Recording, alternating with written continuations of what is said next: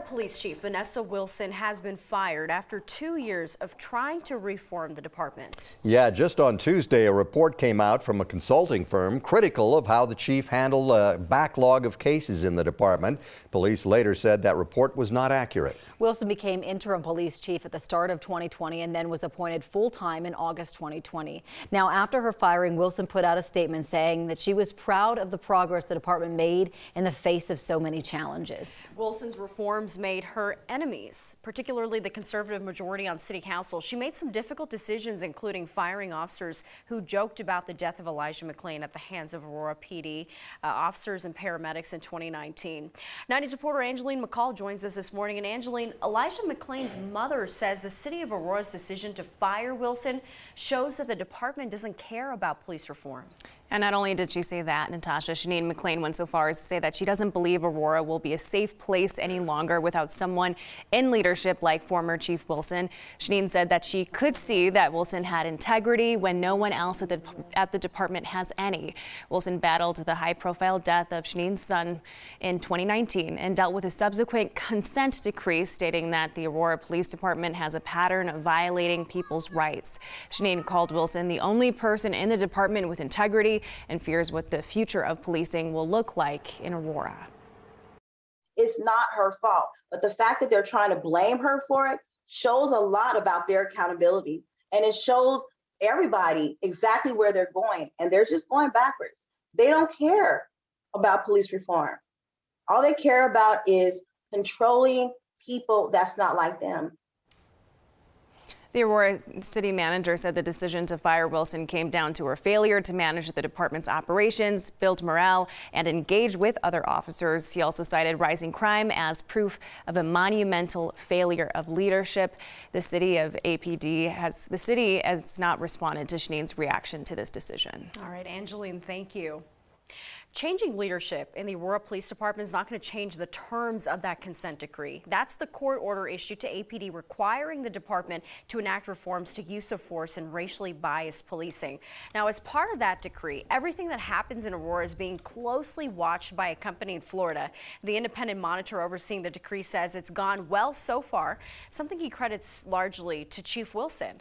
But he doesn't think her firing will disrupt the progress. The consent decrees that I have been the monitor for, in which chiefs have departed, have ended up being extremely successful, notwithstanding that departure. Members of the monitoring team will be in Aurora later this month. There will be a community forum where people can ask questions about how the consent decree process works. The case of Alex Ewing is now in the hands of a jury. He is accused of sexually assaulting and killing a woman named Patricia Smith. Killed her with a hammer, they say, in Lakewood back in 1984. In closing arguments, the prosecutor stressed the importance of DNA evidence matching the semen left at the scene. Ewing's defense attorney wants the jury to consider how none of Ewing's DNA was found on several items of evidence, including the murder weapon.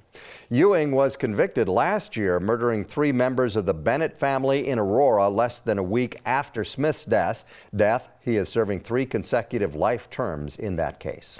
This morning, we're hearing from a mom who's pushing for stronger school bus safety laws after her daughter died when she got run over by one. Leandra Backner lost her 11-year-old daughter, Annalise, last month. Police say Anna tripped and fell, and then a school bus ran her over. Now her mom is pushing for state lawmakers to pass Anna's law.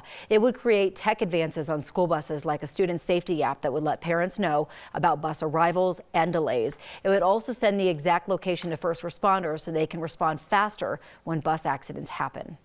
I won't stop talking about Annalise and the importance of the safety of our children until I die, if that's what that takes.